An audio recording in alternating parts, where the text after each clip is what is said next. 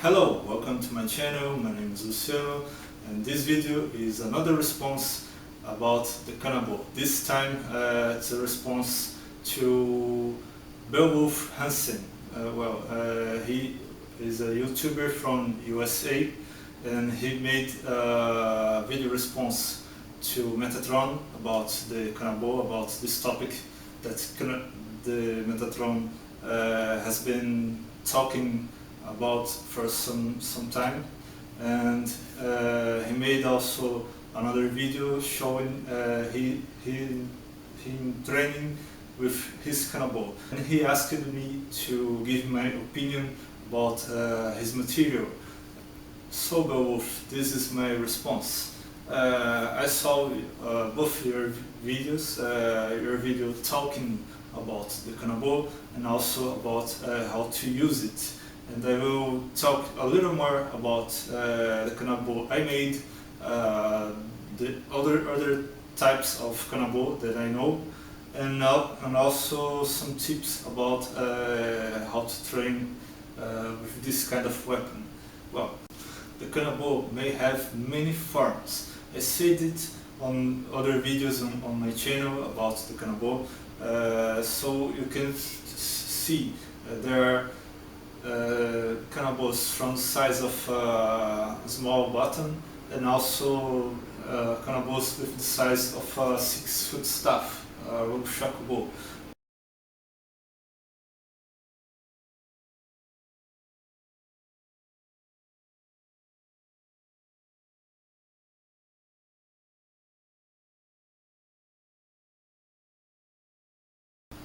In the case of the longest Cannibal, they are just like any other rope shakubo 6-foot staff, but with some metal langets or knobs added to the tip of the staff. You just add some characteristics to this weapon to be more appropriate to deal with an enemy with armor. There is also some heavier Cannibal, just like the Nioi Bo, which is found on Bujinkan Budo Taijutsu, the martial art that I practice. The Nioi Bo, it's very similar in length with the rope shakubo, but it's very thicker.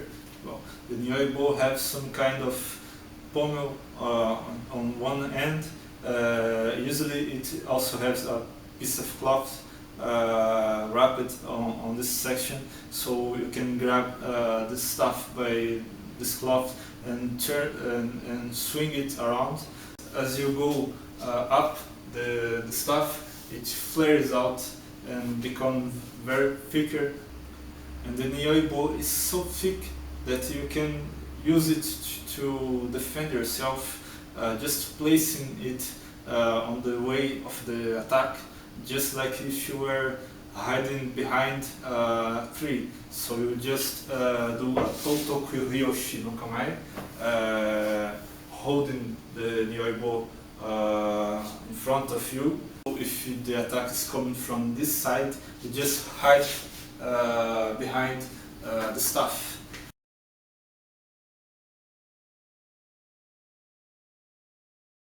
I could also made another Cannibal with the size of a regular rope shakubo, but with the thickness of Cannibal. I don't need to make all the weapon with the same thickness of this hitting portion of the Cannibal. I could make a hitting portion just very similar to the hitting portion of my Cannibal, and the rest of the weapon will be a handle of the Cannibal. Now a little comparison between the range of attack of 6-foot staff compared to my Cannibal. Well, the regular attack of 6-foot staff would be something like holding the 6-foot staff near the end of one point, holding with the other hand near the half of its staff, and from a kamae going to attack at my enemy. But if I take my Cannibal holding it on the end of the handle. It's very similar in length with the portion I'm using to attack with my 6-foot staff. So as you can see, even being shorter, this Kanabo can reach the same distance as the 6-foot staff. The difference is when you hold the Kanabo at the end of the handle, it will hit harder at your enemy. At the other hand, the 6-foot staff have more control because you have this lever on the other side. So after hitting your enemy at one spot, you can change direction easily and hit him on other angles.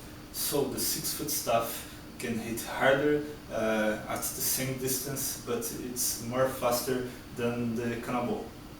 About my Kanabo, I made it to resemble the Hanbo, which is a very common weapon used on Bujinkan. It comes from Kukushinden Ryu Happo Hikenjutsu, and this Kanabo has something like between 90 centimeters and 1 meter long, and the center of mass is not very far from the handle.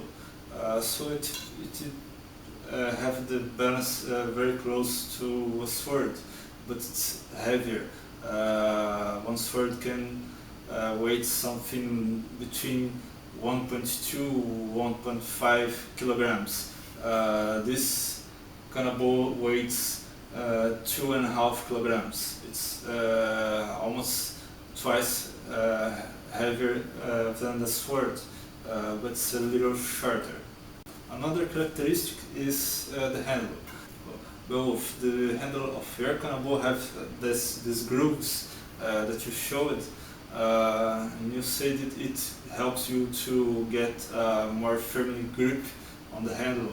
And you also showed that you can make it a little change of grip, something like this.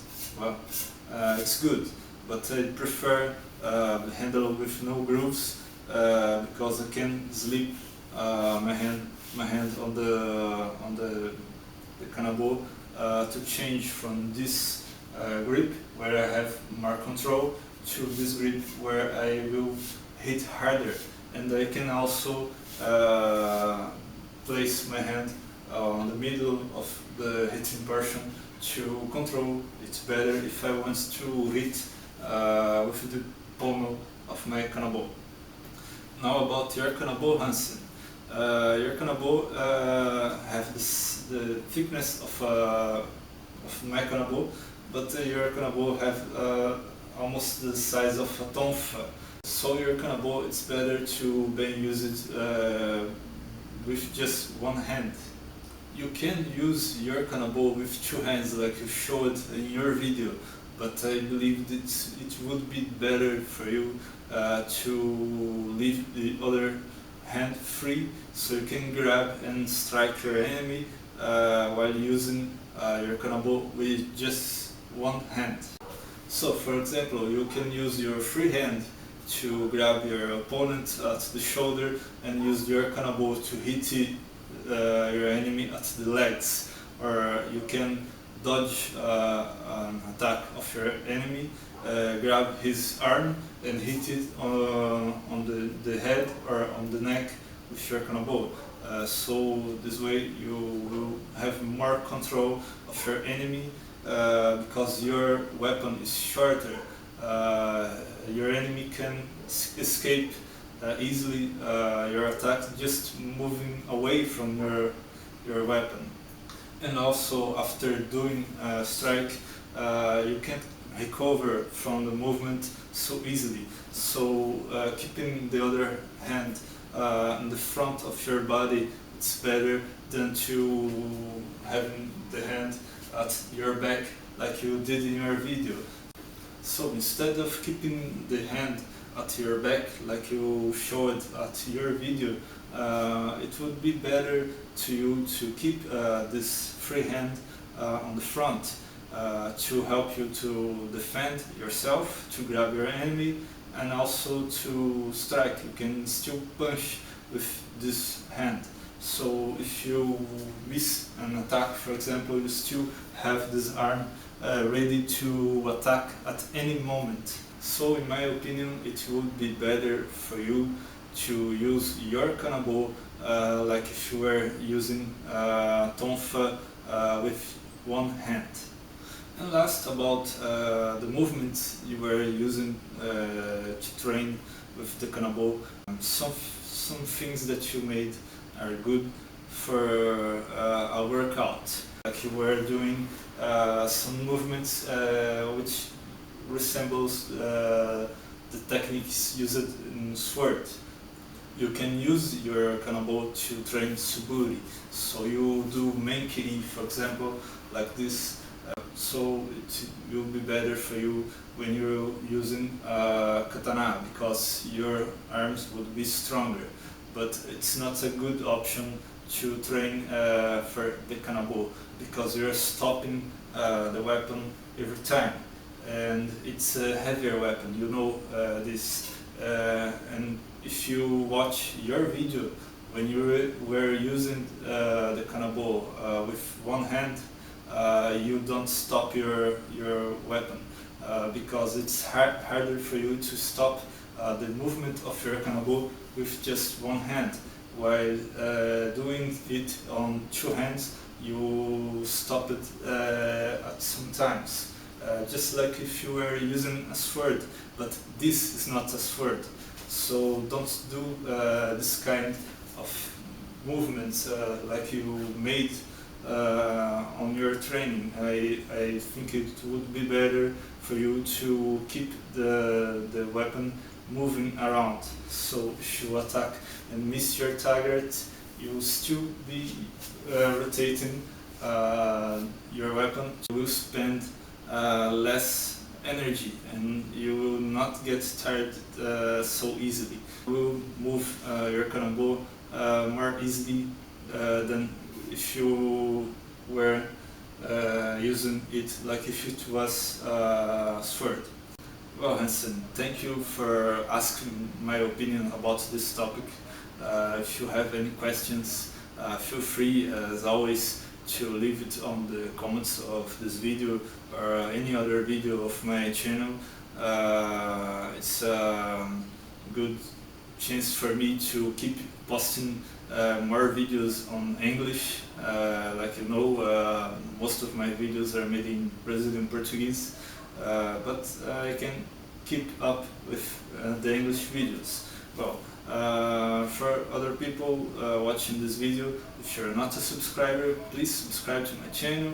If you have any questions, again, leave it on the comments below, and I hope you enjoyed this video. Well, see you later.